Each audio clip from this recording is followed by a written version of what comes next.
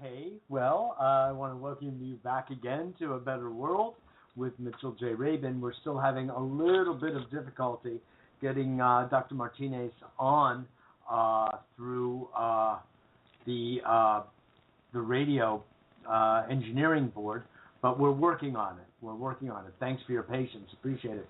So I'm going to just share with you a little bit of a context in which we will be speaking soon. I'll be speaking until Mario joins us. But I just want to say, Mario Martinez is world-renowned for the work that he's been doing over the course of many, at this point, a few decades, in looking at, really, you could say, scrutinizing this really precious relationship between our cultural beliefs, our understandings, and the physical body, not to mention our emotional lives. But in respect to the physical body, it plays this very interesting role of how the overall belief systems of our culture are actually constantly influencing the way and the ebb and flow, if you will, of our immune function, of our thinking, and our way of inwardly behaving physiologically as well as mentally. We are all aware of the mental aspect, you could say, of the morphogenetic field of the culture, but few of us are as deeply aware of the effect it has actually on our body. And this is an area that Dr. Martinez is really a specialist in, has been brought around the world to do this kind of study and help to peel back the layers of understanding of why some people are getting healthier, other people are getting sick, and in particular, he's done a tremendous amount of work in the area of Centenarianism. So, let's see. We just had him, and he just disappeared. He's coming back shortly. So,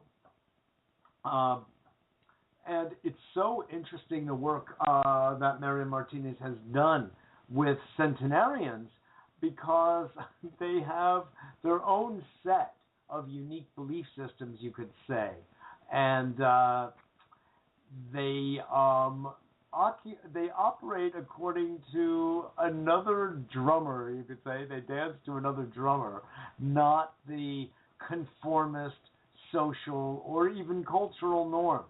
They've stepped out of those. And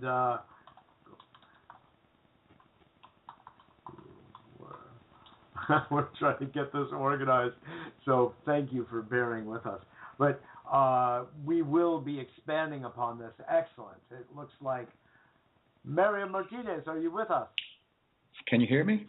I can hear you very well. I can hear you wonderful. Welcome to the show. Welcome to A Better World. Thank you so much. Absolutely. Thanks for bearing with us, everyone, as we put together the technical part of what we're doing here. Now we can dive into the other technical part, which has to do with your coding the mind and body relationship, which you've done, I want to just say from the beginning, so brilliantly. You're really a wonderful instructor and teacher of mind through the work that you've been doing for these decades, Mario. It's really impressive. You've managed to step out of the ordinary stream of thinking with, of course, I know your mentor, Dr. Solomon, George Solomon, and you've really been part of forging a new way of thinking about the relationship of culture to physical health or physical illness. So just to start with, thank you. Gracias, as we say. Oh, it's a pleasure to be here. I remember George told me that breaking paradigms, you pay a price, and I'm certainly paying it. Yes. But you will be paid with a higher currency as time goes on. Because, I agree. It's well worth it. Yes, it is well worth it. We really actually couldn't do anything else but be authentic the way we both are, because we'd be paying a dearer price for it. And in fact, I would say that mainstream thinking, slow as it is to act, is beginning to get the idea. I know I see this with my own clients and my students. They're really, really catching on to the truth behind how cellular activity is shifted through thinking, and as you go the next step to cultural belief systems. So, could you expand upon this? I gave an overview, but I'd love to hear you go into lay out basically the platform of your book and the work that you've been doing for some time now. Okay, well, what reductionist science does is it'll come up with reductionist premises, and it'll say, how can a thought affect the cell? Are you going to talk to a cell? No, it doesn't work that way, and they stop there. But if you go deeper and you begin to look at how we learn, that our brain and our perception is cultural, and I'll explain that in a minute, but how we learn, before we have a language, we're learning. There's information constantly coming in. And you have body information when you're hungry, a newborn, and they don't know the word for hunger, they don't know the word for mother, but they see a symbol of a bottle or a breast. They make the association. There's psychoneuroimmunology that's going on when they make the association. Later, they give it a word and they say mother, bottle, but that's already been embodied and encoded into what I call a bioinformational field. When you look at that, then you can begin to see that our immune system, our nervous system, and our endocrine system are biosymbolic. For example, and here's the cultural component and the psychoneuroimmunological component. If you shame someone, let's say in the West, you shame anybody, and they will have inflammation. They will have molecules that cause inflammation, like interleukin-1 and tumor necrosis factors. These are molecules that cause inflammation, as if you had been wounded. Now, in the West, you would have that inflammation if you shamed the person, because in the West we're very individualistic. In East, somewhere in Asia, you would only be having the inflammation if you believe that you have shamed the group rather than you. So there's a cultural component and there's a psychoneuroimmunological component. Totally culturally learned. Very interesting. Very interesting. So, in other words, both the cultural beliefs, i.e. the context of what appears to be a physical stress signal or illness, is as important, or it's actually a defining characteristic of what it is we've referred to as illness, or actually even more so disease. You make an interesting distinction, actually, which I'd like you to make for our audience, between what we refer to as illness and what we refer to as disease. Well, yes, and that's where you take the anthropology and the medicine together. For example, if you have a symptom that in the West would be considered anemia, then you look for the attribution. Attribution is extremely important in all of biocognition. Then you would say, well, there's possibly some loss of red blood cells, and we will treat it based on that. B12 or anything that needs to be done. You look for possible hemorrhaging and so forth. You treat it that way, and the person gets better. But if you have the same symptoms in the jungles of Bolivia, the shaman, who's the culture editor, who's the equivalent to the doctor, will call it limpu. And limpu is a terminal illness. That he's the authority in the context. Yes, he's the culture editor, the authority in the context. And that person will consider limpu a terminal illness because the ideology, the interpretation, the attribution is that a spirit of a child that died early will inhabit your body in order to stay on Earth, and it will consume your body and go to another body.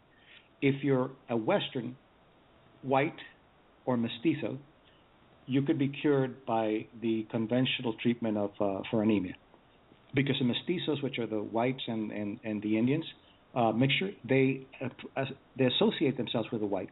If you're an Indian, no amount of Western intervention will save you. You will have a terminal illness and you'll die. But even more interesting than that, there was an agrarian reform in the 1950s in Bolivia, and the Indians were given, or the natives were given, a tremendous amount of land. There was an agrarian reform, they got land. So they went up the scale, and they were whites, then Indians, and then mestizos. Since the mestizos lost the association with the power of the white, When they began to have what appeared to be anemia before, it became limpo, and they would die just like the natives. So you see socioeconomics, culture, and disease. Fascinating. So here we have a socioeconomic defining criterion that affects physical health as well. When people perceive themselves to be financially and socially better off and on the upper side of the ladder, they tend to be more physically robust and able to deal with offsets, if you will, more fluidly. And as they descend on that ladder, less so. Yes, and what also interacts is the bonding of the family. You could have a very wealthy family that doesn't have bonding and a very poor family that has bonding, and the one that has bonding, independent of socioeconomics, would be healthier. So it's an interaction of the two factors. Yes, exactly. So again, what we're looking at is what my old teacher of neurolinguistic programming, Mario, Richard Bandler, one of its founders, used to say, is look at the primacy of the subjective, because our subjective belief systems, our perception, and the valuation we give things internally are going to be those defining factors in our health, our happiness, and our well-being, that we really end up to be the authors of the whole game, if you will. Exactly. I think what that's a really good point, and I'll expand on that. The brain interprets time and space not in what's going on out there, but the interpretation that we make of time and space. For example, it's more important to believe that you're loved than to be loved. As you can see in the people that have all these adorations and people that love them, rock stars and so forth, and they get self-destructive and they commit suicide because it doesn't matter what's coming out from the outside. What matters is the interpretation that you give of what's coming from the outside. Another example, stress is an interpretation, a contextual interpretation. Let's say that you and I are talking now, and let's say I'm at the studio, and we are talking, and the context is that we're having an interview talking about mind-body. Then a tiger goes in, and what happens? A stressful reaction. We have cortisol, we have adrenaline, noradrenaline, the immune system stops, and you have a stressor. But what happens if we're having a conversation about taming tigers? The tiger comes in, the interpretation, oh, here's a tiger we can tame. Totally contextual interpretation rather than something that's a monolith, a stressor. Yes, exactly. That's a very good example. And you're also implying in what you're saying here, Mario, is another distinction that is oftentimes lost, which is that it's our mind, and it goes right along parallel with what you're saying. The brain does not distinguish between what we call real, what we call imaginative, or let's even say unreal, or even what's virtual. It's experiencing it in the moment, in the present as real, and will have all of the reactions as real. Which is why, by the way, movies are so powerful a medium, because it's as though we are in the movie itself. Our nervous system is experiencing it as real, even though we know we could be watching The Wizard of Oz or Peter Pan. Yes, and that's, I'll give you an example of how powerful that is. Some work was done by David McClellan, a psychologist, and he looked at, there's something called IgAs. These are antibodies that fight upper respiratory virus. IgAs are part of the immune system. It's an antibody created by the B cells. And he measured the IgAs in the saliva. It's in the saliva and in the blood. And he measured the IgAs before and after, showing a 15-minute video of Mother Teresa doing compassionate things, and another group, a 15-minute video of the Nazi army doing the atrocities. He measured both groups afterwards, and as you can predict, the people that were watching Mother Teresa, the IgAs went up and significantly higher. And later, other studies also show that the T cells went up, and NK cells, and anything that you can think of in the immune system goes up. Watching the Nazi army, the IgAs went down significantly, which means that you're more prone to catching a cold. But even more interesting than that, McClellan couldn't figure out why some people who were in the positive group, why their IgAs dropped so quickly. So he did another study, and he looked at he added one component, which is projecting, letting people project what's going on. And he simply showed them a picture of a man and a woman sitting on a bench, on a park bench, talking to each other, very innocuous. So you could project your own feelings or your own perception. Mm-hmm. And then he asked them to write a little story. And he said, what's going on with these two people? Some people would say, oh, he just that he got a new job and he got a promotion. She told them that she's pregnant, they're going to have a child.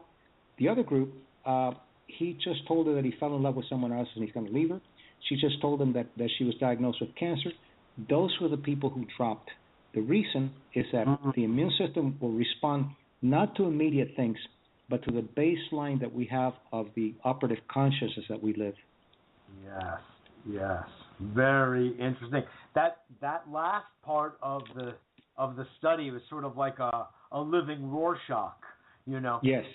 They could project whatever it is where they came from. In other words, we see as we are, as they say, not as it is. And we impose ourselves into the world, and that's our perception. Exactly. So, therefore, what you're also positing here is that there is a physiology, if you will, and an immune function related to compassion. And by extension, we would say there is a physiology of hope. There's a physiology of feeling of self-esteem and confidence. There's a physiology to laughter and love. Could you expand on that? Yes, I think, for example, I think metaphors and narratives are really good. Learn this from anthropology. You can say something with a narrative, and you've talked about 300 pages in a book. For example, you can create a world based on your belief systems.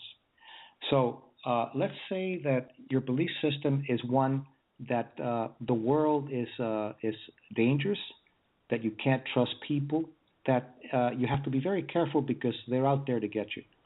That mindset, what it does is it creates. You're saying that to your psychoneuroimmunology. You're saying that to your body, and so the body says, okay, if this is what's going on, what I'm going to do is I'm going to keep you on hyper alarm adrenaline. I'm going to increase cortisol chronically, which causes immune deficiency. The chronic adrenaline will cause the pain receptors to activate. So right there, you've taught yourself all kinds of problems: inflammation, chronic pain, and underimmunity, which makes you then open the propensity to whatever illness you have in the family, because illnesses are propensities, not genetic sentencing. Beautiful. Actually, you're outlining another interesting distinction that I learned from your book, The Mind-Body Code. In fact, I want to let everybody know that I mentioned it before you got on the air, Mario, you just attained another level at Amazon.com. Tell us, what happened today? Well, the book is #1 now in the medicine and psychology category, which I'm very pleased and humbled by it. Beautiful. Well, mazel tov, as we say in Chinese. That's thank you. Excellent news. Absolutely. The Mind-Body Code: How to Change the Beliefs That Limit Your Health, Longevity, and Success. And it's published by Sounds True, who's been just delightful to deal with in arranging this interview and all of that. It's really been a pleasure.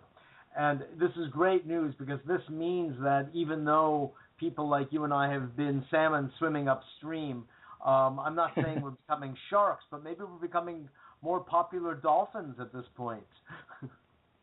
Yes, it's very encouraging to see that. And the book, one thing that I liked about Sounds True, I had an excellent editor, and they allowed me to not dumb it down. I didn't want to write it academically and esoteric, but I all throughout the book I tell the reader, I trust your intellect, come with me, and move through the chapters and the exercises that I teach, and it really worked. You have to respect your public. You can't just dumb it down or make it completely incoherent with esoteric terms.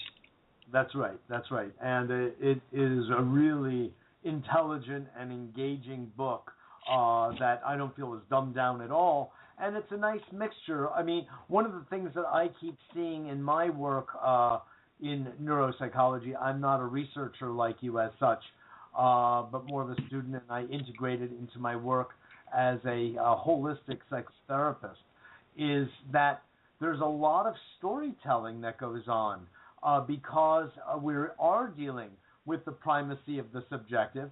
We're not looking at an objective science the way that Western medicine posits itself, but clearly is not, and doesn't recognize the importance, except for in the field of psychoneuroimmunology, of subjective experience and subjective perception. Only now is that beginning to make any kind of dent with, and it's through the portal, I would say, of stress and stress management and recognizing the role stress has in the formation of disease. So they feel there's a little mental emotional leverage being that's showing up, you could say, in the clinical setting, unlike in the past. But one of the distinctions you make is something I really appreciated, which is that we're not only talking about the release of cortisol, but as a stress hormone, the fear, flight, freeze kind of reaction, but we're also looking at, you made it clear, inflammatory agents that will get released into the bloodstream, into the tissue, when other levels of, let's say, how would you describe it?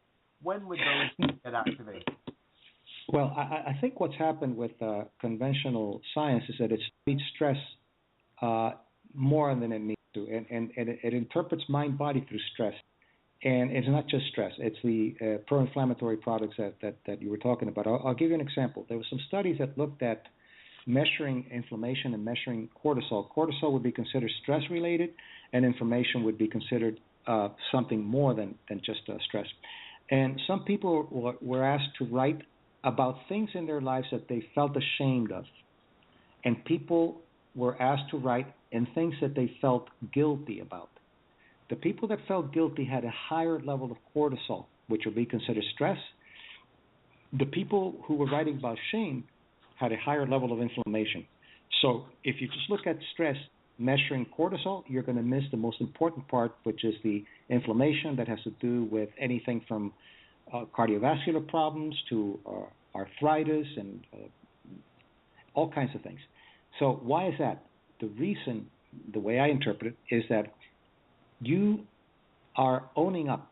For example, when you're guilty, you're owning up of something that you did. So you have more power. You're more empowered in the sense that this is something that I did. When you're shamed, this is something that someone is doing to you that you don't have control, so you're more disempowered.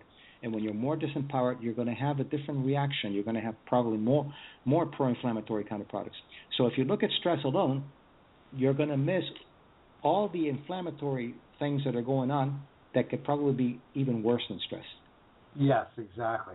That's a very, very important point, because we often say stress chemicals, and it remains rather generic. But this brings it down to a level of specificity that I think is really, really valuable. You are listening to A Better World with Mitchell J. Rabin. We are on every Wednesday at 6 p.m. Eastern Standard Time. We have a newsletter, A Better World newsletter, that we send out to lots of people across the country and actually the world. It's for free, and it's on our website, abetterworld.tv. It announces our weekly shows. There are 3 of them. A Better World TV every Monday evening in New York City. A Better World on, Progressive Film Hour, I should say, on Gary Null's Progressive Radio Network every Tuesday afternoon, and then A Better World Radio on Blog Talk Radio. So we love that you come and join us and listen to us as well in archive, and forward this to your friends and family and colleagues so they too can get this level of nourishment, because so many people we're told benefit from it. We're spending today's full show with Dr. Mario Martinez, who is the author of The Mind-Body Code. how to change the beliefs that limit your health, longevity, and success. Let's go, Mario, into some of your wonderful work with Centenarians. This is something that's also distinguished you in the field because you've really borne down on understanding the psyche of those who are over 100 years old and how they got there and what do they do that's different than everybody else. Could you talk to us a little bit about what you've discovered with them? Yeah, that's very exciting work. By the way, the Centenarians are the fastest growing segment of the population in the United States. What I did, so that's good news. What I did is I studied the healthy centenarians, only healthy centenarians, because a lot of people are afraid of growing older because of the connotation that they have that growing older is a deteriorating process. So I wanted to know what it was like to grow older healthy. And what I found things that I was not expecting. Number one, it's not genetics. Genetics is only 20%. The rest is the bioinformational field that you live and the cultural beliefs that you have.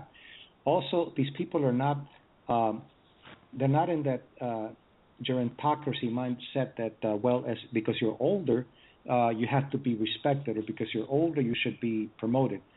In fact, most centenarians act like 17 and 18-year-old people. They don't live. They're very funny. They don't live to be old. The way they live is what makes them old. I asked a centenarian, what's middle age? And he said, that's a dumb question. You don't know till you die. There's no such thing as middle age. And that's true. That sounds like a George Burns joke. Exactly, yes.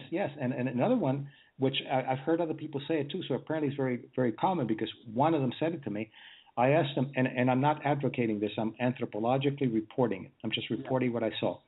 I asked him, when was the last time you went to a doctor? And he said, about 50 years ago. I said, well, why? Well, because I had a problem. I don't have any problems. I don't go to the doctor. So I asked him with a Western mind, so what do your doctors have to say? And he said, I don't know. They're all dead. So, I love that. And I've heard other people say that, so apparently it's pretty common with centenarians to do that. Right. The patient far outlives the doctor. You know? Yeah. So why should I go to him? You know? But I think the other thing that I found too is that they have, of course, a sense of humor, but they know how to forgive. That's a very important component. Not forgiving is one of the most toxic things you can do. And by forgiving, I don't mean an intellectual process. In fact, it's so important that I dedicate a whole chapter on forgiving. It's not intellectually saying, well, I forgive you because I'm a good person or because nobody's perfect. That doesn't work. It's a mind-body process that needs to be done. It's complex, but with the right tools, you can do it fairly quickly. Will you go into that a little bit here? I would very much. I think that forgiveness is such an enormous part of our idealized culture, but so little part of our actual culture. It's an idea, you could say, that's hanging out in the ethers all the time. We should forgive in a phrase like that, but how to forgive, you could almost say the nuts and bolts of it, is something I don't think a lot of people have their arms around. No, it's very, very different. I'd love for you to really give. That would be an amazing gift to our audience. Okay, think about it this way. Make a little picture where you can see yourself as a circle. That's you. That's your bioinformational field. Then look at another circle, and that circle is your interpretation of the world. Your interpretation of the world. When a predator hurts you, when a person hurts you, that they do something to you that you're resentful and you don't want to forgive, you take that person out of that world and you put it into your bioinformational field. So you have interpreted that. And what we do is we try to deal with the person outside. It's not the person outside, it's the person you created inside. And forgiveness has nothing to do with the predator. It has nothing to do with reconciling. That person continues to be a bad person. The rapist continues to be a rapist.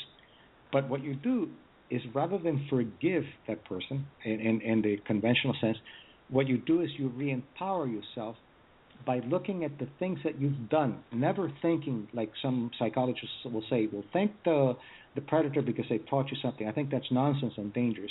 What you do is you begin to look at the things that you have done in your life that were honorable, that were committed, that were loyal to yourself, And I'll give you a specific example. I talk about, as you know, I talk about 3 wounds. I call them archetypal wounds because I see them in every culture. The 3 ways that you can be wounded by a culture are either shame, abandonment, or betrayal. So before you try to forgive, you have to find out what wound did that person perpetrate. Was it shame? Was it an abandonment, or was it betrayal? And once you know, then you can begin to work, because each of the wounds has a healing. So let's say that you were raped, and you consider that to be a shame, which is probably the greatest shaming that you could do. First, you have to know that shame is the wound that disempowered you. What is the wound that empowers you? Honor. Honor is the healing field for shame. Nothing to do with the perpetrator. So you begin with a technique that I teach. You go into deep relaxation, and it's complicated, but I'll give you the essence. Then you begin to look at, okay, this happened to me, and I was shamed, and you actually, not intellectually, but you actually embody it. Then what have I done in my life that was honorable, totally unrelated to the incident? And you might remember that you did something honorable when you were in the 7th grade. You took the blame for somebody else, and whatever it is that you consider to be, and then you bring that and you embody that. You embody, meaning that you experience what that honor was. What it does is honor, re-experience it. Re-experience it, and what I call embodying it. And by re-experiencing it, you're changing the psychoneuroimmunology of helplessness to a psychoneuroimmunology of empowerment. Then you do one more process, and that's what you do the forgiving, but unrelated to the perpetrator. The predator becomes benign indifference, as the Buddha say. You have nothing to do with the predator, but what you're doing is you're cleaning out your own bioinformational space that you created, that you brought in the predator in. Then you can decide if you want to reconcile or not. With a rapist, you don't want to reconcile. But let's say that you had something that happened with your mother and you want to maintain that relationship, then you can reconcile, but you reconcile with benign limits. You don't go back to the times when you were being shamed, but you set your benign limits and you say, this is how I'm going to have a relationship with you. I determine how far I go with you so that I don't get burned again. Yes. Understood. That's very, very interesting. So in a sense, to interpret what I hear you saying, the person will be, in a sense, reconditioning themselves, in a sense, remembering the moment of the wound, or reconditioning themselves with the opposite virtue related to the wound. So if it's shame, then as you say, it would be honor. You could say the flip side of it. And you're cellularly reprogramming or reconditioning those cells that had been hurt, that memory that perpetuates the hurt, the shame, with the nobler, if you will, the more virtuous aspect of honor. Yes, and I know how you mean it, but I want to be clear that in the general sense, it's not a reconditioning. It's not replacing one with the other. It's recontextualizing the felt meaning. The meaning is very important. So it's not a behaviorist, and I know you don't mean it as a behaviorist, but right. So it's not misunderstood by others. It's not a behaviorist replacement of one behavior with the other. You're recontextualizing the felt meaning. And what is the felt meaning? When somebody says to you, I'm going to hit you over the head with a bat, that is a cognition. When they hit you over the head with a bat, that's the felt meaning of being hit with a bat. So that's the difference. You recontextualize it at the meaning level, at the felt meaning level. So I'm glad you brought that up because I want to make. Yeah, exactly. No, thank you. I appreciate that point. It's a good one. In a sense, you're another way we could put it is we're reframing the experience by shifting the context of the actual experience. Yes, and the meaning changes, and the meaning is extremely important. Exactly. The meaning is where it hinges. The whole thing hinges on the meaning. As we keep talking about, that's the effect of culture. I'll give you an example of meaning. You can, let's say you live in a tenement, in a place that you're getting ripped off by the owner of the building, and the stairs are in bad condition, and you fall and you break your leg. You're going to have more pain. You're going to need more analgesics. You're going to need more care than if you fall, break your leg, and you break your leg saving a child from a fire. All meaning. Exactly. Again, it's context as to understanding.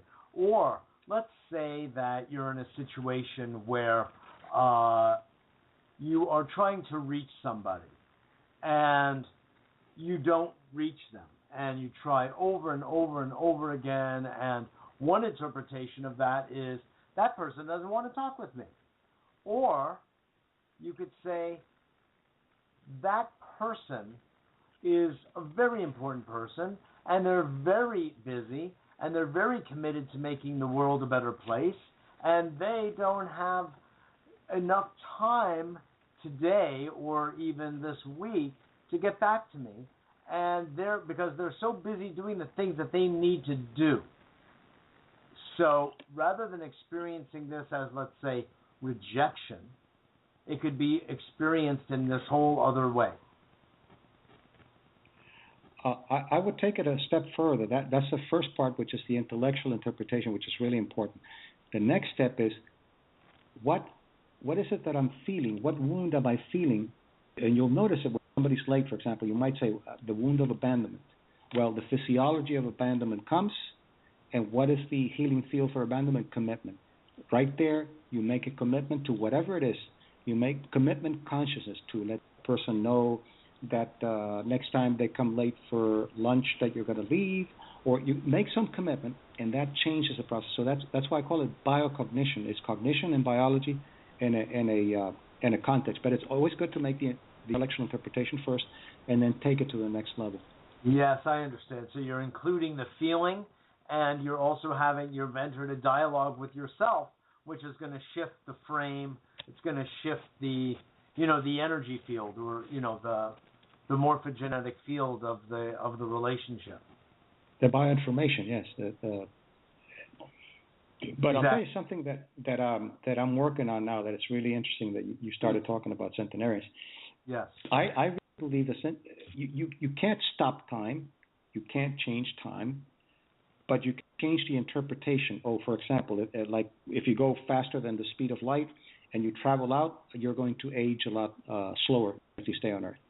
But at a very, very fractional level, one of the things, there's some experiments that are being done, David Eagleman and other people, and they're looking at what happens when there's novelty and when there's routine. When there's routine, time appears to take longer. When there's novelty, time seems to go, that when it's routine, it seems to go faster, and when there's novelty, it seems to go slower. The reason is when there's novelty, you have to use your brain more. What happens, though, is that when you're in novelty, in your brain, time is passing slower, and I think that has an effect on your whole physiology, on your longevity. Why am I saying that? First, because of those experiments, and second, one of the factors that you find always in centenarians is a high level of novelty.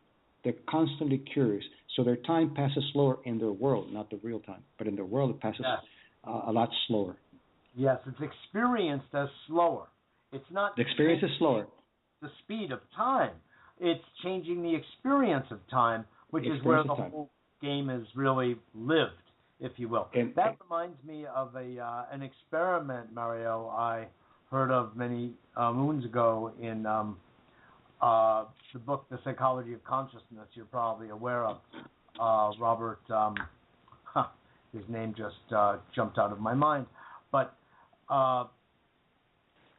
it was a study of Zen monks who heard the bell sound before sitting in zazen, and they hooked them up with EEG and other devices to notice the shift in their brain as they experienced the sound of the bell. And what they found is, with these advanced monks, they experienced the bell novelly, freshly, almost with what they call beginner's mind, every single time the bell rang. Instead of what we tend to do is habituate in general, habituate the sound and then dismiss it and then say we know it and we miss, you could say, the changes in resonance and the undertones and the overtones of that bell every single time in a fresh moment it sounds. Yes, and that I think that's because, as you said, when you're in routine, you habituate and you go into mindlessness. When you're in novelty, you're in mindfulness. You don't have to go to a cave to be mindful. By finding novelty, immediately you're in mindfulness. So that's exactly what happens when you're, and they're very curious. They're like children, the centenarians. They look at something, they say, look at that bug, the way it's crossing the street, or look at the, just like they're like a child, right. And like that is very healthy. Yeah, it's so healthy. It means their brain is not routinized. It's not just continuing down its standard neural pathways. It's actually making new pathways, which also, I love to say, makes people more intelligent.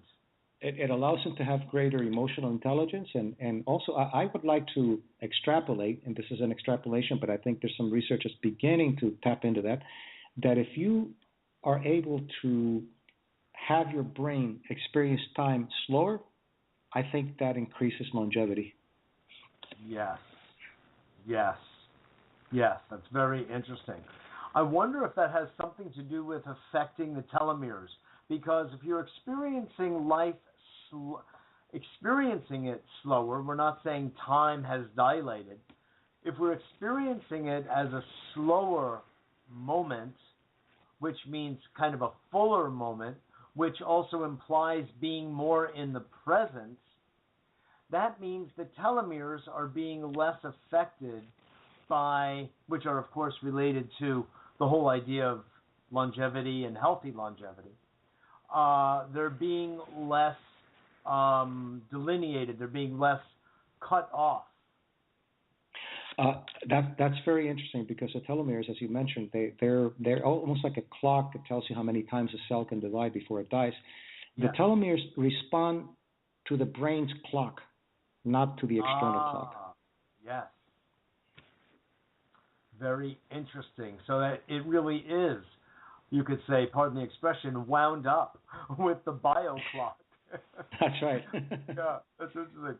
Let's come back a little bit to one of the points you make in the book regarding the Centenarians, which is that you learned from them, or was it from your mentor George Solomon, not to disclose one's chronological age, because one begins to think of oneself in that age, and even worse, or comparably, others begin to see you in a certain encrusted context, which has nothing to do necessarily with reality. Could you comment on that piece? Yes. The moment you tell your age, you've been put into a portal. You'll be treated based on how long you've been around rather than what you've done. I went to a museum with George Solomon once, and we were walking in, and the lady looks at him and she says, I'll give you senior citizen rate. And he said, why? Why are you assuming that? Oh, I'm sorry, sir. I'm sorry. So he made her really feel uncomfortable. But what he was doing was saying, why do you have to peg me? And Centenarians are the same way. They don't think in terms, they're ageless in the sense that they're not age conscious, but they're space conscious. There's nothing great about you being around. Why should you be proud that you've been around for 80, 90 years? It's nothing. What you should be proud of is what you've done with your time, not how long you've been around. Yes, that's beautiful. It's really the quantitative. It's not the quantitative, it's the qualitative that we want to focus on that. And again, it's you could also say that it's not what we refer to as objective reality, but the primacy, again, of subjective reality, where so much. And subjective reality can also have some yardsticks to it, which, of course, is the work you do as a neuropsychologist, which is to apply some of the beautiful measures that science does give us toward looking at subjective experience. Yes, the individual becomes the baseline rather than a group. And one thing that I've seen centenarians do, several have done the same thing. They're talking to you and they'll say, look at that old guy, the way he's walking. And that old guy could be 30 years younger. So they don't have that sense of age to them. They don't act their age. That's another thing. You don't want to act your age because that you've pegged into something. You turn 45, and let's say that our culture says that 45 is middle age. Well, that's a marker. The day before you were 45, you're not middle aged. The day you turn into 45, you're middle aged. And then you have the admonitions of the culture editors of that portal. You'll dress nicely in a way that you like and say, well, you don't want to dress like a teenager, you're middle aged. Well, I want to go back to college. Well, you should think about retirement. You should start saving for your retirement, not going back to college. Gradually, they admonish you and they put you back into that place, and after a while, you begin to look middle aged. Exactly. You're reminding me of a story, Mario, of a cousin of mine who I was down in Florida, and I called her up. I hadn't seen her in many years, and I had heard that she had just gotten married. Well, in her case, probably about the fourth or fifth time. And yes, it's true, she outlived her husband, and maybe a divorce or two here and there along the way, no big deal. But beautiful woman into her mid-80s, and she said, "Darling, I would love to see you, but I just got married and we're driving around in my new husband's new convertible, and we're playing teenager. I'm sorry, I don't have the time to see you." Yes, that's exactly right, and that's another component that you reminded me of the factors that I talk about in Centenarian mindfulness. They know how to set limits. For example, I think what she did was she said, "Look, I'm doing something very important to me. I care for you, but I'm setting limits." I was going to interview one, and the first thing they say is, "How can I help you?" In general, I'm just using a generality. How can I help you? And instead of "How can I help you?" like a caretaker who will make you more important than their healthy needs, he said, "How can I help?" I said, "Well, I'd love to interview you. How about Saturday at 6:00? And he said, "No, Saturday at 6:00, I have tango lessons. I can't do it." They set limits. Yes, exactly. It's not like, "Okay, I'll give up my tango lesson so I can talk to you." That's caretaking. That's not healthy.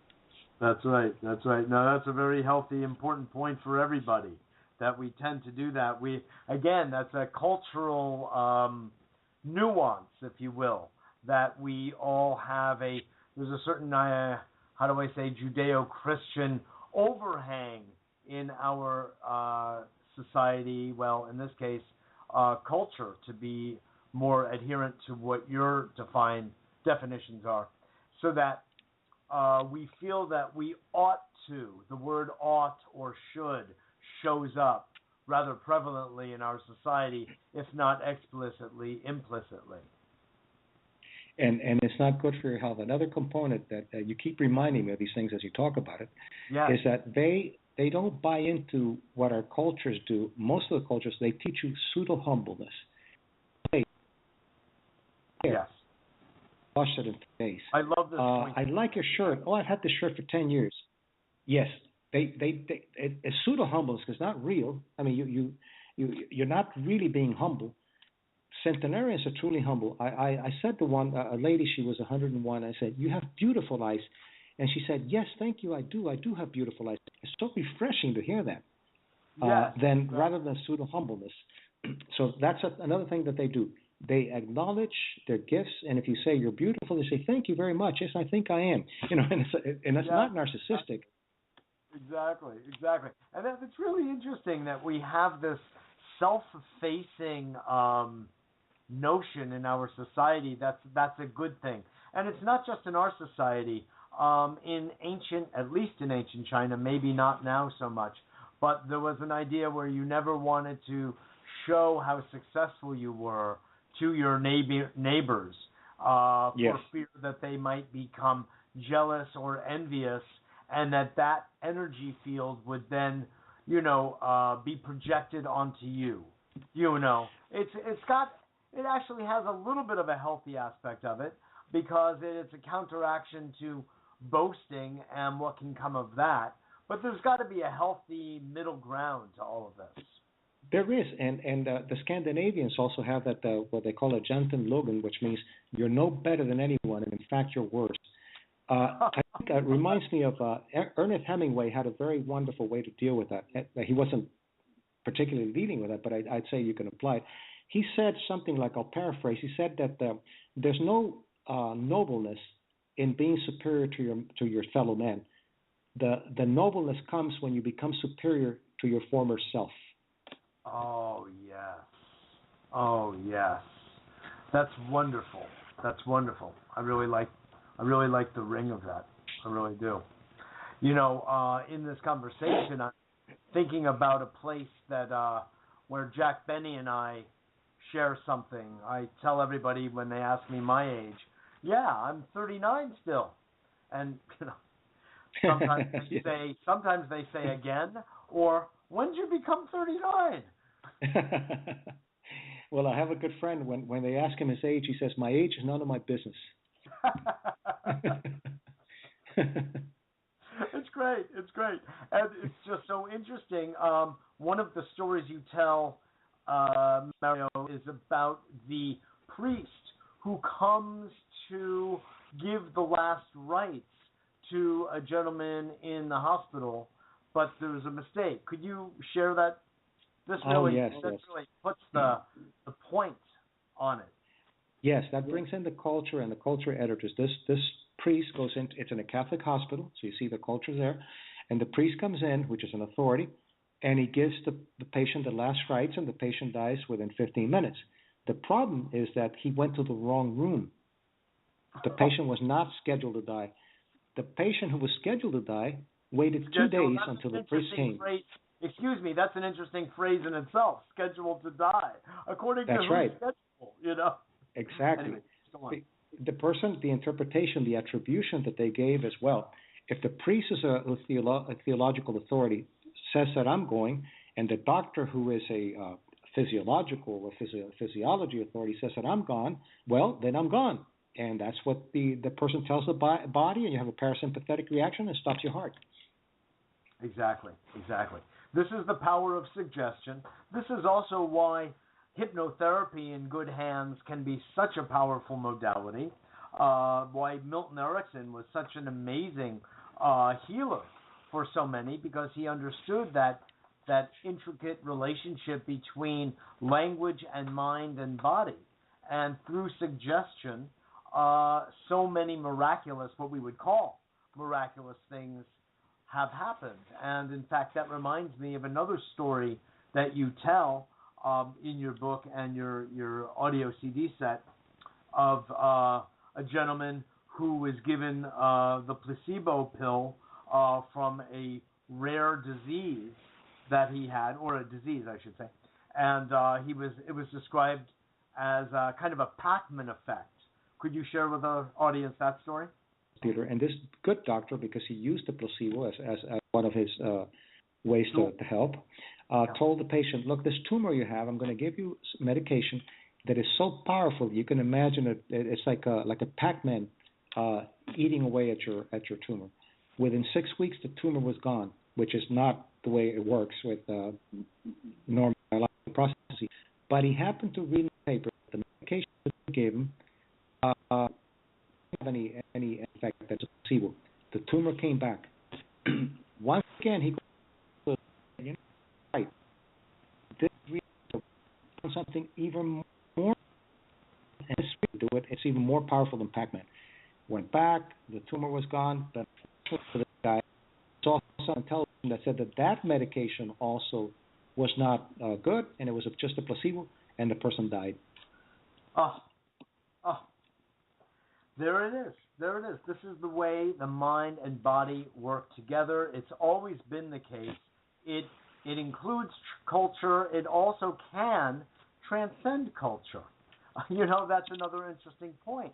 There's something about the language, the use of language, its effect on our brain, its effect on our emotions that can move us in one direction or another. So while it's largely cultural, and I think I would like to make the point and hear what you have to say about it. I think we'd agree and be aligned on this point that culture is not necessarily something that's out there, so to speak, occupying some kind of amorphous space in the geographical landscape, but culture first begins in one's own family. Each family is its own, you could say, unit, if you will. Not a very pleasant way of putting it, but it's like a fractal aspect of nature, of culture.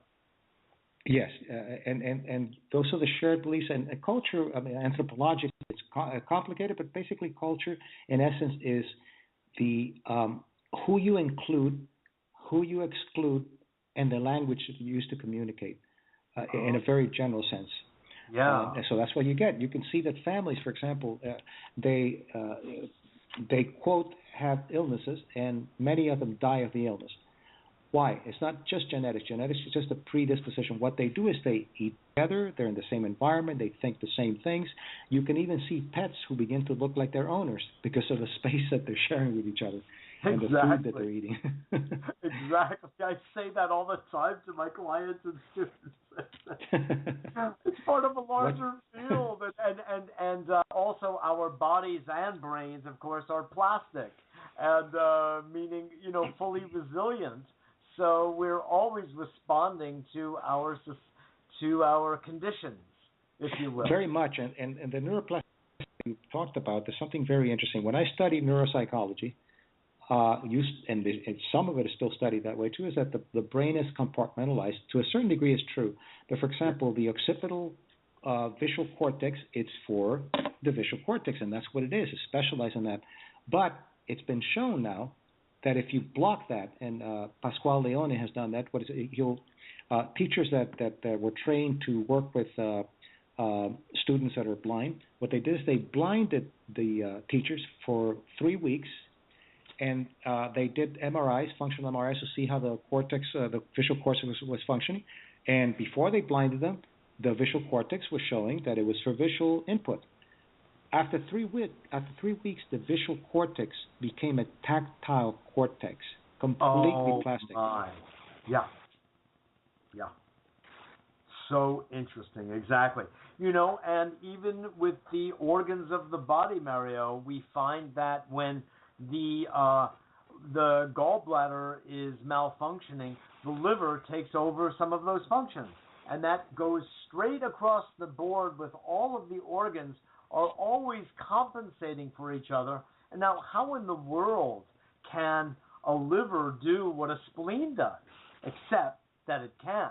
And then that will go into a whole domain having to do with stem cells and differentiation of cells, and that, you can almost say that we're one big cell. I never quite put it that way, but in some way we are one big cell that's differentiated into different parts.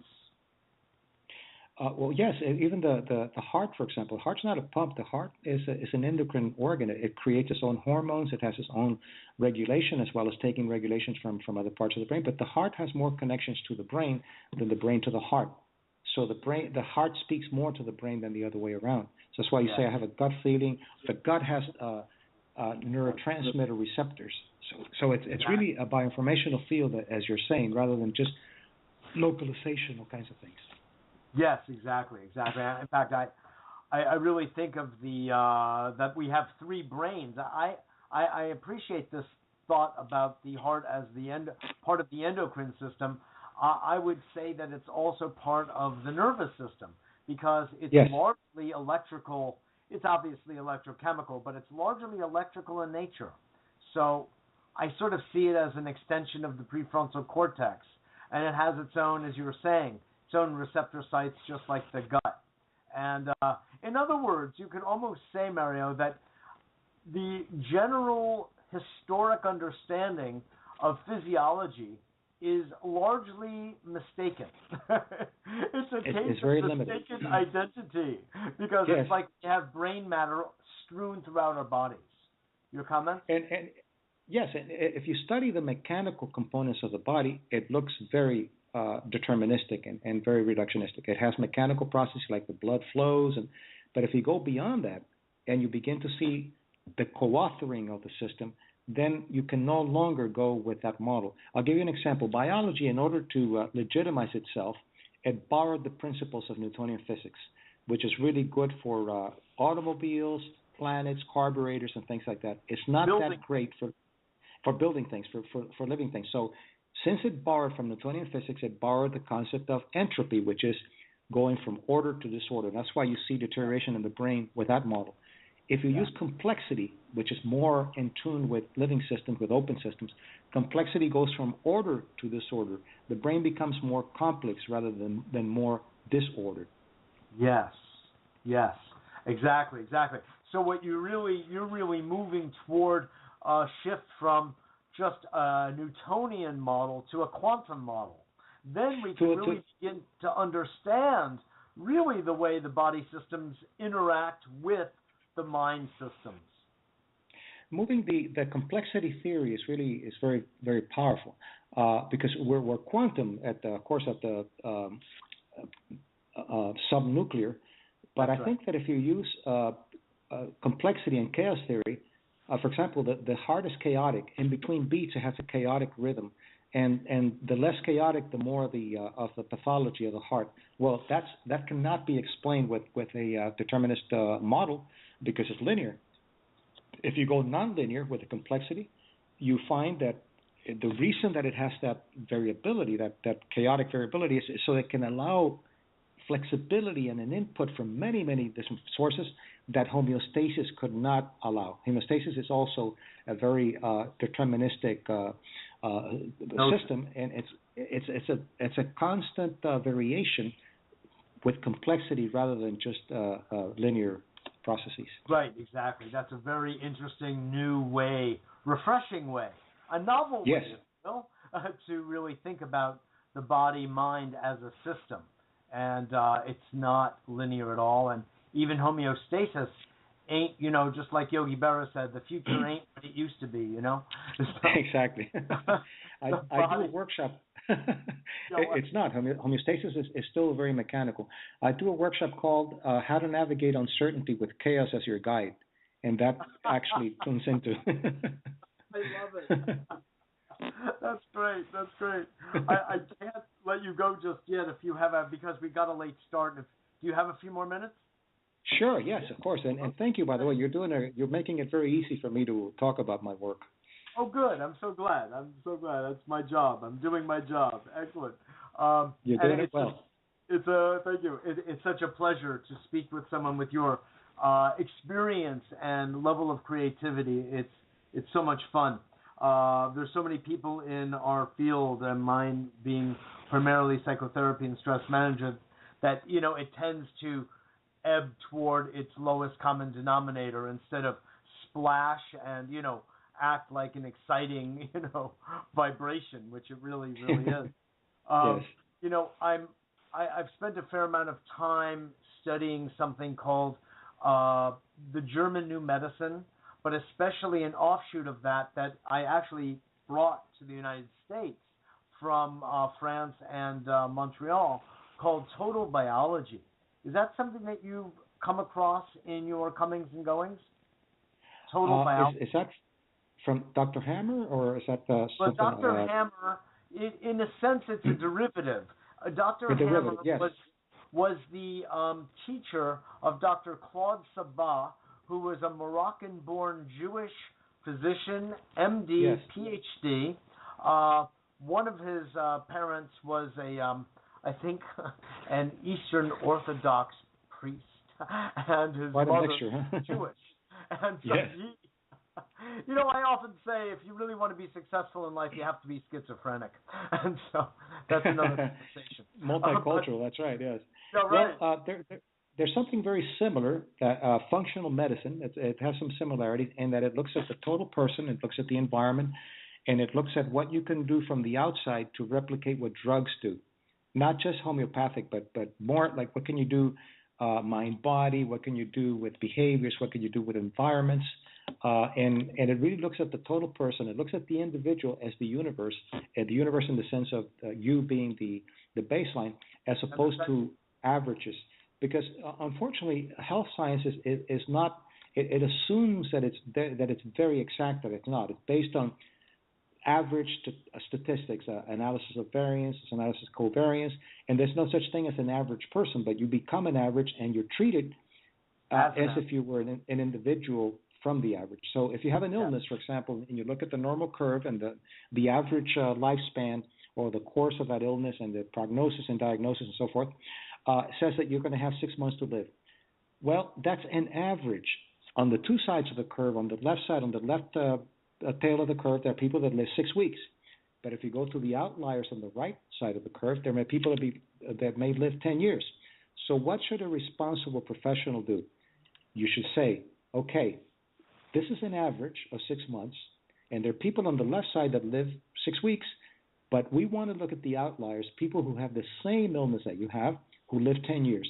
Why don't we study them together, I as a physician and you as my patient, and see what these people are doing so we can both learn what we can do to overcome that concept of averages and go to be an outlier. That's ethical, and that's being a scientist rather than a technician.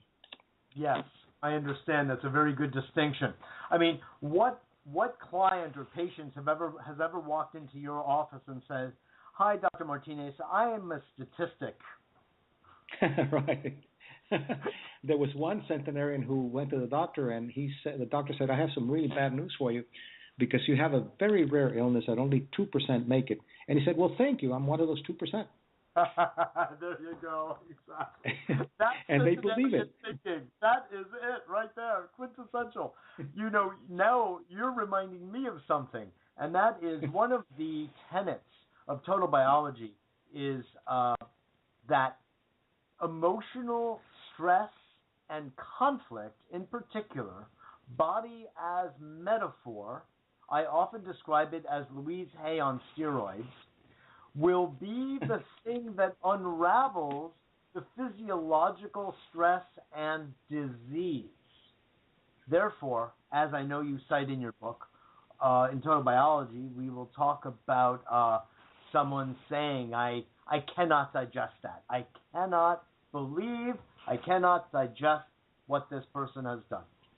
And in fact, that would lead to a stress because the brain is registering those comments as real, because in some level they are, and will begin to send gastric juices or other kinds of enzymatic activity in order to heal and solve the problem, because ultimately the brain is a problem solver and seeks to create a level of balance inside the physiology, you know? Yes, and that's the biosymbolic question that you're asking to the brain. The brain will give it to you. Symbolism, yes. Why is it that women that have been sexually abused have significant level of problems with their reproductive organs? It's very similar. Yes, exactly. And it goes on and on and on like that. But the thing that Total Biology also talks a lot about, and so does Dr. Hammer in the German New Medicine, as it's called, is who, by the way, as a rigorous scientist, worked with interviewing thousands of patients and found that there was a significant emotional trauma approximately 3 months prior to the onset or the diagnosis of, he worked primarily with prostate, testicular, and ovarian and lung cancers. And he found over and over again there was always, not sometimes, some form of emotional trauma that could be cited prior to the onset of the disease. He was able to use CAT scans, PET scans, what have you, to determine where in the brain the trauma was, and based on the nature of the trauma, predict what kind of cancer would be forthcoming. And he used emotional therapy, basically, as a way of resolving the problem without having to utilize conventional medical means. He actually got into a lot of trouble with that. Dr. Sabah went another step and said, it's not just about cancer, about any disease. Anything can be understood metaphorically as a conflict, of an emotional conflict, usually in the family, and sometimes always cultural, just to reinforce your point, and often generational. So, but he always talked about the conflict of the diagnosis, and said, and this is also so much in accordance with your centenarian research, Mario, the patient goes in and sits down with the doctor, and the doctor says to the patient, Mr. Jones, I don't like what I see. And the patient is a little concerned by that comment, knows what the doctor is sort of implying, and says, well, doctor, I don't like what I'm seeing either. Yes. Well, I think that patient is the patient that has the higher, better prognosis than the one who says, yes, doctor, I understand. Yes, that external control is not as good as internal control. But, I'm taking psychoneuroimmunology to the next level, which is cultural psychoneuroimmunology. Psychoneuroimmunology has studied as if culture doesn't exist and too much rat studies. Rats are good to study, but you have to remember that they don't have a sense of their longevity and their mortality, and they don't have meaning. So what you're studying with rats is the neuroendocrinology. And immunology, not the psycho, because the psycho includes meaning and it includes mortality and so forth. But I'll give you another example. I've seen more than pretty close to 1,000 patients in many years with fibromyalgia. I have not found one that didn't have some kind of a shaming wound, which is pro-inflammatory.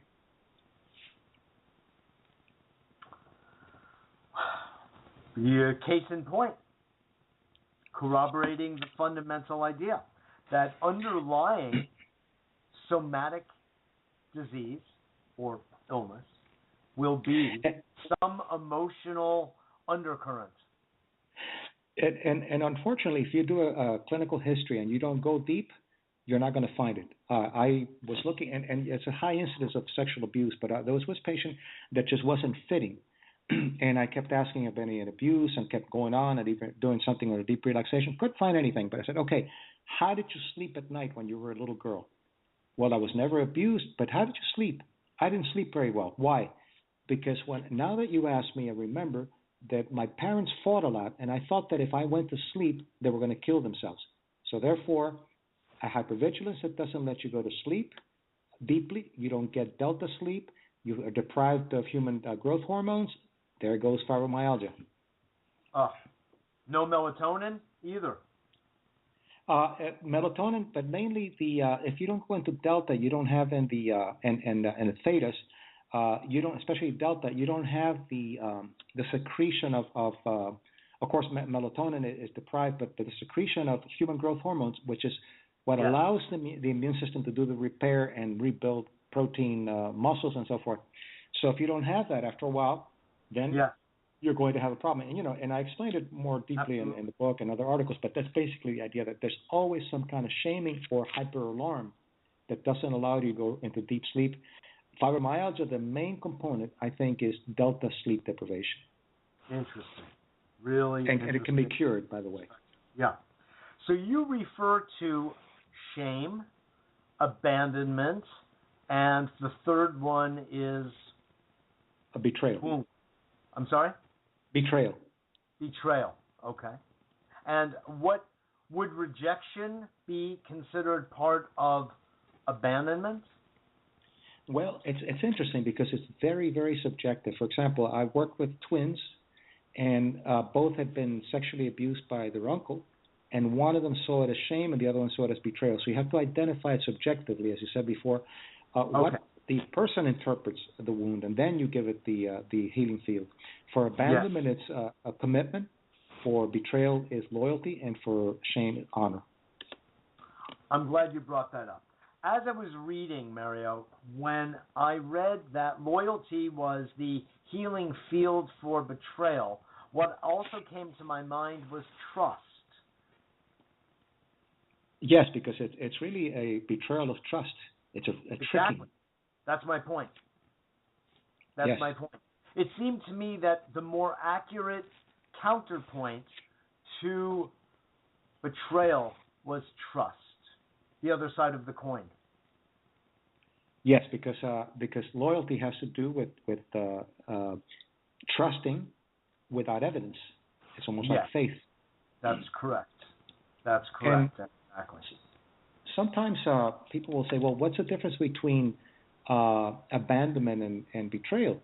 You have been left, and betrayal, you have been left, possibly, And I think the difference is that abandonment is losing a commitment to something. Betrayal is losing a devotion, the trust in a devotion, the devoted love or devoted God or something that's more exalted, a higher emotion than the abandonment. Yes.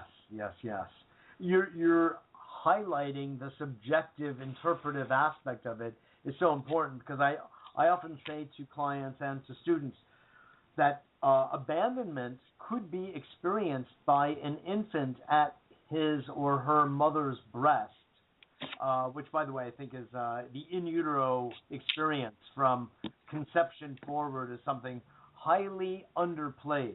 And I would like to see it. In fact, I'm doing something in New York with a group of consummate professionals regarding a couple from Brazil, actually, about the in utero prenatal, perinatal experience. But it's underplayed in our understanding of, adult psychology. But that the infant could interpret the mother leaving the child for a moment in the crib, removing the infant from the breast because she had to deal with an emergency of either another child or a husband or whomever, and then comes back. The mother's intention was fully to give the proper feeding to the infant, but the infant may feel that they're being left, and they don't have any understanding of the reason. They just know they feel the fact is they were momentarily left. The subjective interpretation might be abandonment. Could you comment? That's a great point. Yes, yeah. I think the way to look at it is like this: in a ontogenetic way, abandonment is most primitive. Then you have shame, and then you have betrayal. Why? Because if you leave a child, as you said, they could die. Shame, you can't shame a child till they can see themselves in the mirror and say, "This is me." You have to have an image of me, and betrayal is higher because betrayal is trust. But abandonment, as you said, the removal of the breast, and we're very resilient. I don't want to come out with people to think that I'm talking about one time. It's a pattern of abandonment. Absolutely. The child doesn't have a word for it, but it has a biocognition that later can give it a word and say, "Oh, so this is abandonment." There's a physiological, psychoneuroimmunological process of taking something away that you need, and if it happens in a pattern, even though you don't have the word for abandonment, you have a bioinformational field that feels like abandonment, and then later you can give it a linguistic label. Exactly. Only later on can they give it a term with a concept connected to describe what their feeling was from way back. And your point, I think it's a good one for maybe wrapping up a bit here, which is that we are resilient, and even though we have had those patterns way back when that may have gotten even somewhat entrenched, even through abuse of different sorts, be it physical, emotional, verbal, sexual, it forms a certain level of identity. But before I kind of playfully said it's a good thing to be schizophrenic, and of course I was playing with that, literally. But in the work that I've done and the work that you're doing, I see that you talk about almost like one identity could develop the way you talk about ignoring what isn't working and building on what is working. So in a sense, you're building a new neural net around what is working in somebody and extinguishing over time. I know this sounds a little behaviorist, but there is a level on which that may be true. You're extinguishing those neural patterns that weren't serving, that were actually creating illness. Could you comment on that? And to differentiate it from behaviorism, you definitely, if you have a thought, you're going to have a neurotransmitters for that thought. They don't go as deep as if that thought then becomes biocognition, because you have more emotion, you have more processes going on. So the more contributory factors, the stronger and the deeper the neurotransmitters are going to function, and the stronger and the deeper the neural maps are going to be developing. So this is why saying to yourself, I'm a wonderful person, doesn't work, because it's only intellectual. If you embody it and you give yourself evidence, then the neural maps work a lot faster and deeper, and then you can, it's like use it or lose it kind of thing. Exactly. It's like building a muscle with love. It's like building a muscle with passion, you know. Yes. You don't just do the mechanical act. You have to throw your whole being into it. Yes. Never Pollyanna-ish, and I'm so wonderful because I was hurt. Never do that. Always embody what's going on and then deal with whatever it is that was going on. Exactly. Be honest with yourself, in other words, and move on from there by building up the other aspects of yourself. Exactly. Your closing words to our audience. This has been so wonderful, Mario. Well, thank you so much, and I hope that the audience got something out of this. But the most important thing is that we can't really simplify things and say, well, forget about medicine, forget about this, forget about that. It doesn't work that way. What you have to do is take the best science, rather than, that's why I don't like the word alternative medicine. I like integrative medicine, bringing the best. Biocognition doesn't replace anything. It just enhances the science, and it's based on science. But also, don't buy into the reductionist technicians. If you have a doctor that doesn't want to work with you, find another one. And find a scientist who's willing to look at an empirical question and say, okay, let's find out. Prove it to me, and I'll learn something from you. Rather than say, no, this is how it is. I know more about medicine than you do. Do it my way. Don't do that, because you're a consumer, and you want people that are willing to be teachers rather than inquisition kinds of people that don't have any respect for you. So the attribution is real important. How you attribute things will have a biology. And then look for the best science, and allow yourself to believe what I call that you can turn into centenarian mindfulness at any age. And that doesn't mean you're going to live 100, but it means that you're going to live a quality of life that you didn't have before if you don't allow yourself to accept that strength that you have within you that has been developed. The causes of health have been developing for the last 100,000 years for Homo sapiens. So the causes of health are stronger than the causes of illness. Oh, absolutely. It doesn't mean you'll live to 100. It'll mean you'll live to 200. I have a good friend whose father turned 80, and we went out to dinner, and he was a little depressed, and I said, look, I'm a little concerned about you. And he said, why? I said, because I don't know what you're going to do for the next 40 years. And he just lit up, and it was just a completely different perception of, is it true? I don't know. But what it does is it empowers a person to bring out the best of what they have. Exactly. I say to my father all the time, it's so similar. What are you going to do for the next 40, 50 years? Develop some wonderful hobbies, Dad, because, he said, I'm too busy to get to die, You don't have any time for that. To do with this life, It's a very healthy perspective. Well, Dr. Mario Martinez, I want to just thank you again for the good work you're doing, excellent work you're doing. And, my pleasure, and I congratulate you for the great work you do also. Well, thank you so much. Your website, do you want to share your website with our audience? Yes, it's very simple, biocognitive.com, BIOCOGNITIVE, or look up biocognition, Google biocognition, biocognitive, and you can go there. Beautiful work. Great, Mario. Thanks again, and we'll Thank you. Another time. Anytime you want. My pleasure. Beautiful. Thanks so much. Bye-bye. I know. Dr. Mario Martinez, The Mind-Body Code, How to Change the Beliefs That Limit Your Health, Longevity, and Success, is a book that just reached the Amazon.com best-selling book in the field of psychology and medicine today. So you could say today was a celebration. Today's show was a celebration of Dr. Mario Martinez, which he wholly deserves.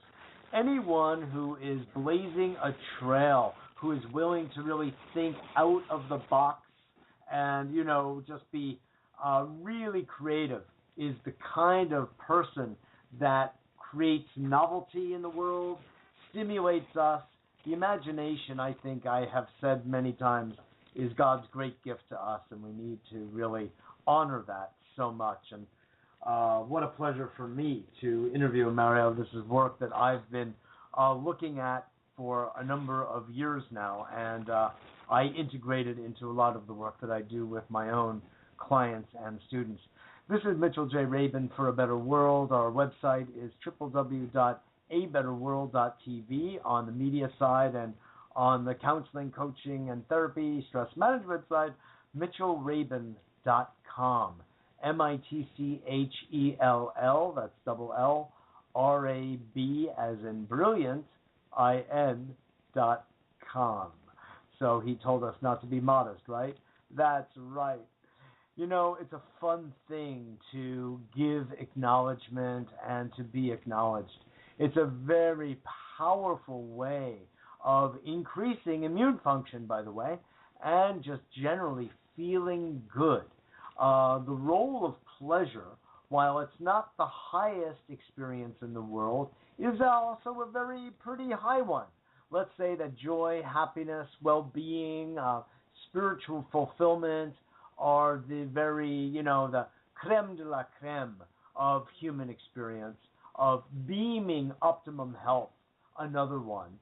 But pleasure is very much a conduit to these higher virtuous emotions, these, as Mario puts it beautifully, exalted emotions. So I want to encourage you to be free with the idea of acknowledging others and acknowledging yourself as you move through your life. And it's rich. It's an act of generosity toward others and toward yourself. And everyone sort of gets aligned in the loving space that it creates. So on that note, I just want to thank you all again for listening to and becoming part of A Better World community. We are on every Wednesday at 6 p.m. We love when you listen live and know that most listen in archive. That began to rhyme. In fact, I wanted to say as an addendum to something Mario said when he said to look for a doctor or look for a scientist to work with when it comes to this idea of growing older. We all grow older, and a marking of growing older could be to become wiser. But aging is voluntary. Aging is something else. And to distinguish between the two, I think, is actually an act of wisdom in itself. So with that said, I want to just also remind you that we sustain ourselves on donations. We always appreciate that. And to help empower all of you, A Better World is becoming a foundation, a nonprofit, which will allow us to give back to you, not just the content of our shows, but even something highly hailed in our society called a tax deduction. So please bear that in mind when you visit our website. You can always contact me. Also, I love your comments and feedback. It's always helpful to me at mjr@abetterworld.net. MJR, my initials, at abetterworld.net. Remember that we have all sorts of interesting energy balancing systems here at A Better World. You can read about those on both websites, and we offer them at discounted rates for those who are interested in dealing with the energy fields around everything that we've been talking about here. So also note that in New York on March 11th, coming up soon, at One Spirit Learning Alliance, Better World and One Spirit are partnering and collaborating in what will be an evening on pre- and perinatal psychology, i.e. conscious conception through to conscious birthing. This will be really wonderful. We'll have my dear friend and colleague, Dr. Francois Amigues, osteopath from the Ideal Community in Jaffrey, British Columbia, coming down. We will have Laura Uplinger coming up from Rio de Janeiro, Carla Machado also coming up, from Brazil, and Monica Matos from Minneapolis, who is making an extraordinary film called Life Imitates Birth. And we'll be at the One Spirit Seminary Learning Alliance on West 36th Street. Go to the website for more details. On March 11th from 7 to 9:30, there'll be a really interesting presentation, a clip of the film, and followed by a robust, dynamic discussion. It's for everybody, although we are specifically inviting midwives, doulas, OBGYNs, young parents, parents-to-be, those contemplating being parents, and anyone who is interested to come join. We'll be doing the same thing pretty much at the UN on March 12th, also open to the public, interestingly. Also, last, I want to remind you that there will be the Paradigm Shifts Film Festival, which is actually a multicultural festival, music and film, focusing on indigenous people and the environment. That will be in New York City at Baruch College, starting on March 19th for 2 consecutive weekends, Thursday, Friday, Saturday, Sunday of both. Again, just go to abetterworld.tv and all the information is there. It's really going to be good as well, and something you really want to tune into if you're anywhere in the New York area, tri-state region. Again, thanks so much for joining. Mitchell J. Rabin for A Better World. Spent the show with Dr. Mario Martinez, the author of The Mind-Body Code. Well worth your while. Thanks to Sound True for publishing it and for the audio CD, which you can get at their website, soundstrue.com. On that note, how about a little Mozart, folks? Good night, and see you next